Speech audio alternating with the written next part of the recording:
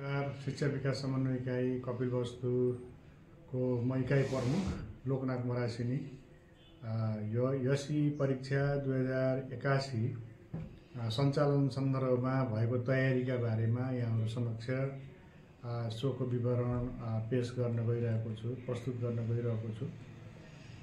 भोलि मिति 2081 चैतको 7 गते बिहान 8 बजेदेखि यसी परीक्षा 2081 सञ्चालन हुने भएको छ। यस जिल्लामा त्यो उक्त परीक्षा सञ्चालन गर्नका लागि जम्मी 34 वटा केन्द्र निर्धारण गरिएको छ। यो वर्ष विद्यार्थी संख्या बढेका कारणले कतै पालिकाबाट माग भएको कारणले हामीले 4 वटा केन्द्र थप गरेका छौं। यसरी जम्मा 34 वटा केन्द्र छन् भने यस वर्ष प्राविधिक धारको जिल्लाभरिको परीक्षा सञ्चालन गर्नको लागि एउटा मात्रै केन्द्र कायम गरिएको छ।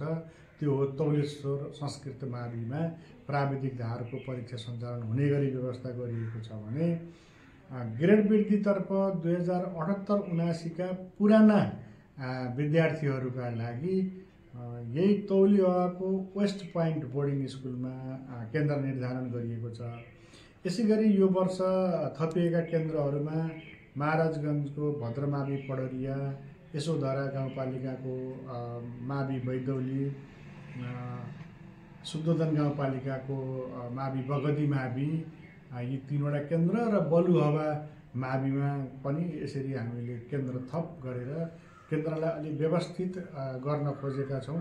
किनभने योभन्दा अगाडि संख्या अलि धेरै भएर परीक्षा चलाउन गाह्रो देखेको हुनाले यसरी परीक्षा केन्द्र समेत थपिएको छ। र यो परीक्षामा नियमिततिरका विद्यार्थीहरू जम्मी 8145 हुनुहुन्छ। नियमिततिरको प्राविधिक धारको विद्यार्थीहरू 379 जना हुनुहुन्छ। ग्रेड वृद्धितर्फको विद्यार्थीहरू 1150 जना हुनुहुन्छ भने प्राविधिक धारतिरको ग्रेड वृद्धिको 34 जना हुनुहुन्छ। यसैगरी यो परीक्षामा जिल्लाका जम्मी 159 स्कुलहरूबाट विद्यार्थीहरूले परीक्षा दिँदै हुनुहुन्छ।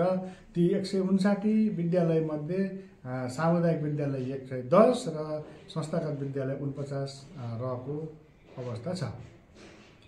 अब यो 7 गते बिहान 8 बजेदेखि सञ्चालन हुने यो परीक्षाको लागि हामीले तयारी अन्तिम चरण पुर्याएका छौं।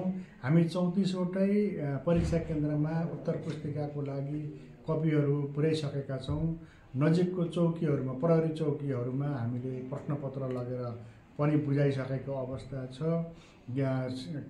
केन्द्राध्यक्षहरू नियुक्ति गरेर उहाँहरूको लागि अभिमुखीकरण तालिम पनि सम्पन्न भइसकेको छ। आज 6 गते हो। आज 6 गते केन्द्राध्यक्षज्यूहरूले आफ्नो सहायक केन्द्राध्यक्ष लगायतका कर्मचारीहरू नियुक्ति गरेर आजै उहाँहरूले पनि अभिमुखीकरण गर्ने कार्यक्रम रहेको छ। यसरी हामीले यो भोलिबाट सञ्चालन हुने परीक्षाका लागि आवश्यक व्यवस्था चाहिँ सम्पन्न गरिसकेका छौं। र यो यस वर्षको एससी परीक्षामा यस जिल्लामा कति जनशक्ति परिचालन हुन्छ भन्ने कुरा पनि हुन सक्छ।